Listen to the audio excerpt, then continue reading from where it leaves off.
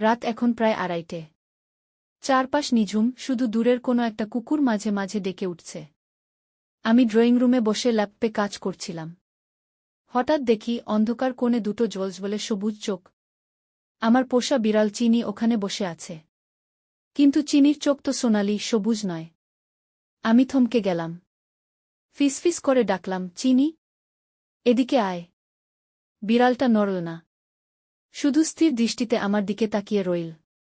হঠাৎ ওটা ধীরে ধীরে পেছনের দুপায়ে ভর দিয়ে উঠে দাঁড়াল।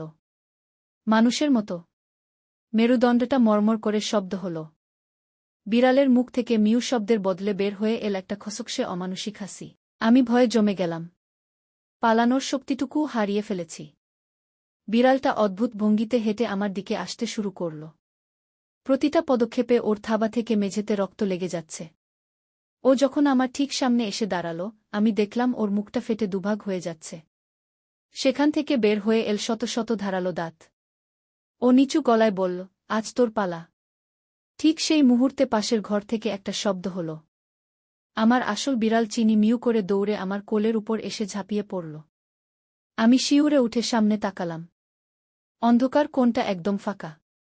কেউ নেই, কিন্তু স্বস্তি পেলাম না। কারণ আমার পায়ের পাতায় আমি এখনও একটা হিমশীতল ভেজা স্পর্শ অনুভব করছি। আর ড্রয়িং রুমের কাচের জানলায় রক্তমাখা একটা বিড়ালের থাবার ছাপ স্পষ্ট হয়ে উঠছে। ওটা যায়নি। ওটা ঘরের ভেতরেই কোথাও লুকিয়ে আছে।